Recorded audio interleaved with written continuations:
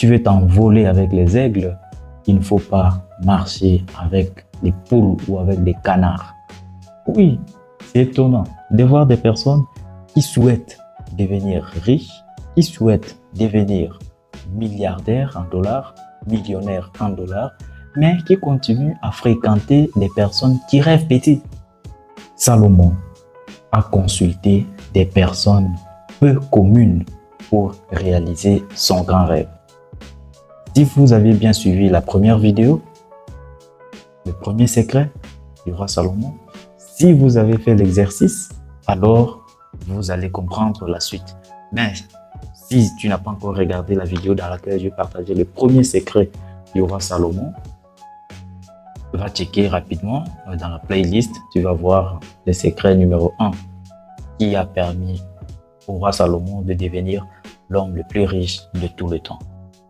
Voilà, revenons maintenant au vif du sujet. Consulter d'autres personnes peu communes pour réaliser des rêves peu communs.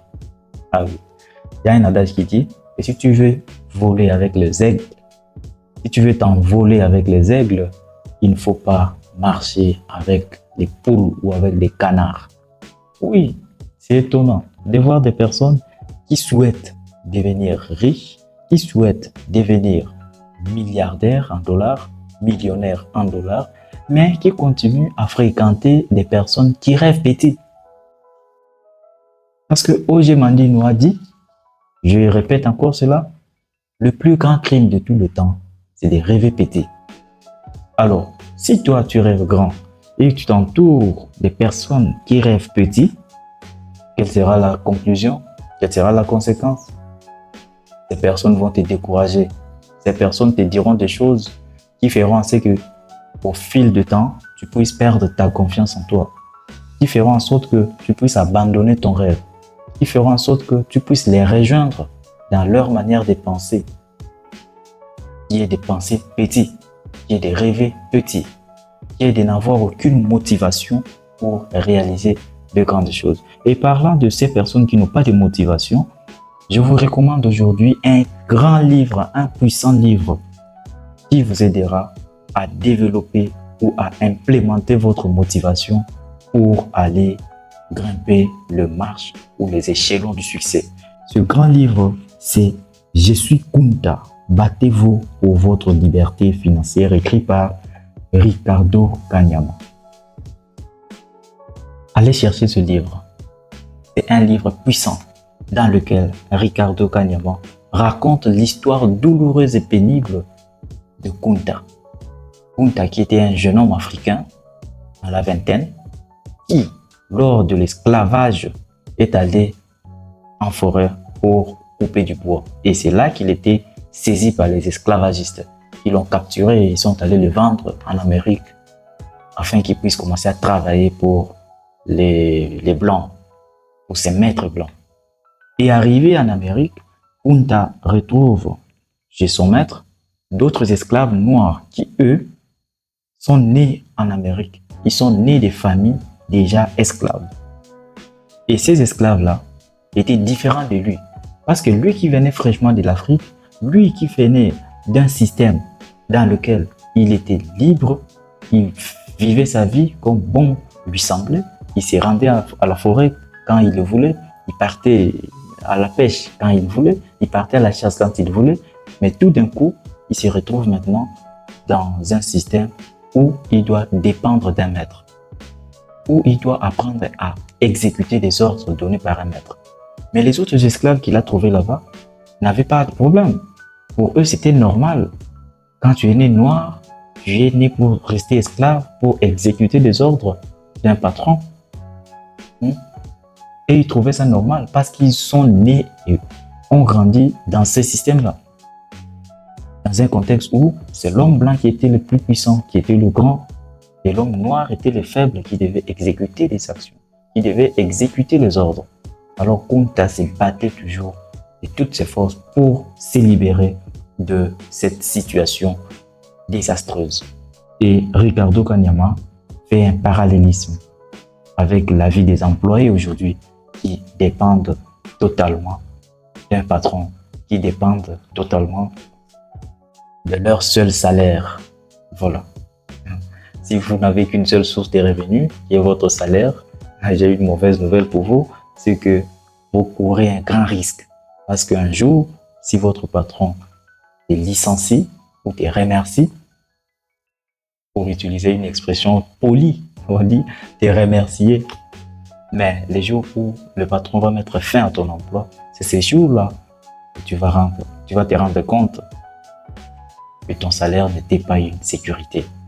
C'était juste une zone de confort qui te cajolait, qui te consolait, qui te faisait croire que tu étais libre. En réalité, tu n'étais pas libre. Là, c'est sur la partie de la motivation, pour garder ta motivation, pour t'entourer des personnes motivées. Parce que comme Kunta, qui s'est retrouvé au milieu des personnes démotivées, qui croyaient que les Noirs devaient rester esclaves, Kunta a dû endurer le vent contraire de ces violons-là, qui lui demandaient de ne pas se tracasser pour pouvoir s'enfuir. Reste ici, tu es esclave, tu es noir, tu es né pour demeurer esclave. Non, dans la tête de Kunta, ce n'était pas cela. Lui, il avait les rêves de la liberté. Il voulait la liberté parce qu'il venait d'un continent où il était libre. Il venait de l'Afrique. Et maintenant, en Amérique, on fait de lui un esclave. Il ne voulait pas de cela. C'est la même chose pour toi aujourd'hui. Tout autour de toi, là, il y a beaucoup de violons. Il y a ces esclaves-là qui sont nés dans un système mental limité, qui fait des personnes qui ne rêvent pas grand, qui fait des personnes démotivées de naissance, parce que ces gens-là ne croient plus au succès. Ils ne croient plus qu'ils peuvent dépasser leurs limites. Ils ne croient plus qu'ils peuvent progresser encore et devenir financièrement libres. Mais si tu as cliqué sur cette vidéo, c'est parce que tu veux être libre. C'est parce que tu veux réaliser de grands rêves. Alors, comme le roi Salomon, les secrets d'aujourd'hui consistent à fréquenter des personnes qui ont déjà réalisé ce que toi tu veux réaliser. À fréquenter des personnes qui croient au succès. À fréquenter des personnes qui pensent positivement. Oui, parce que dans notre société aujourd'hui, beaucoup de gens nourrissent des pensées négatives. Beaucoup de gens ne croient plus à un monde meilleur, à un avenir radieux. Pourquoi? Parce que justement, la plupart d'entre nous ont fréquenté l'école. Et quand tu vas à l'école, généralement, l'école tue la motivation. L'école brise l'idéal de la liberté, surtout de la liberté économique, de la liberté financière. Et pour les Africains, ça c'est un grand piège qu'on nous a tendu depuis des années. Depuis, je peux dire, des siècles. On nous a tendu un grand piège en utilisant toutes les stratégies possibles pour nous faire croire que la pauvreté était une vertu. Que la pauvreté était un moyen pour aller au ciel. Même la religion a joué aussi un grand rôle dans cet abrutissement mental. Oui, deviens conscient aujourd'hui. Deviens conscient ou consciente si tu es une femme de cette réalité. Deviens une personne cultivée. Va lire ces livres et tu reviens commenter.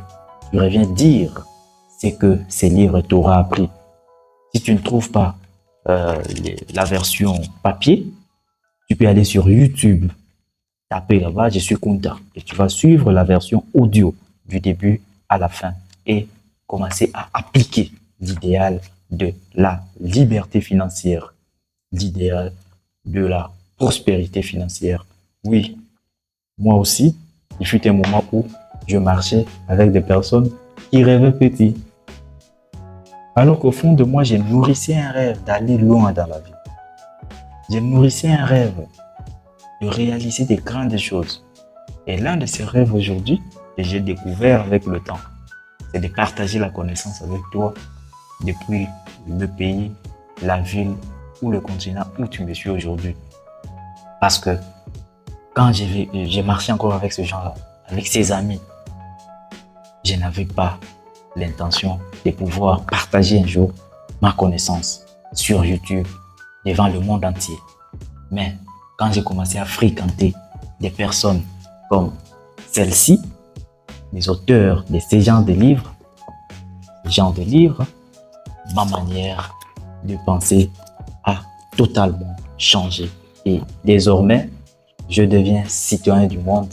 Je deviens libre intérieurement d'abord. Oui, parce que la liberté commence dès l'intérieur. Quand tu fréquentes de bonnes personnes, ces personnes-là vont t'inspirer leurs pensées positives, leurs visions qui vont changer le monde, leurs visions qui vont bouleverser la manière de penser de beaucoup de personnes dans le monde. Mais si tu as des amis qui ne parlent que de petits rêves, je vais acheter une concession, je vais construire une maison, je vais voyager, ce sont des petits rêves. Si tu marches avec ces genres de personnes, ton grand rêve que tu nourris risque de s'éteindre. Ton enthousiasme, ta motivation risque de se refroidir. Ça, c'est vrai. Donc, contrôle ton environnement, contrôle ton entourage, sélectionne intelligemment des personnes que tu dois désormais aborder. Trouve-toi des mentors. Et dans d'autres vidéos qui ont précédé, je t'ai dit, si tu ne les trouves pas dans ta ville, dans ton pays, dans ton village, va sur Internet, comme tu es en train de suivre déjà cette vidéo. Félicitations à toi. Cherche encore, pousse ta recherche. Va chercher encore l'expérience de beaucoup d'autres personnes qui ont réalisé des grandes choses, des personnes qui ont pulvérisé les normes sociales. Oui, la société parfois peut constituer aussi un blocage pour nous. Nous faire croire que rester employé ou rester suiveur, c'est l'idéal. Non, il ne faut pas rester suiveur. Lève-toi, consulte des personnes peu communes. Oui, si tu es en Afrique, peut-être que tu rencontres la difficulté que tous nous avons rencontrée, c'est que nos riches ici en Afrique ne sont pas du tout accessibles.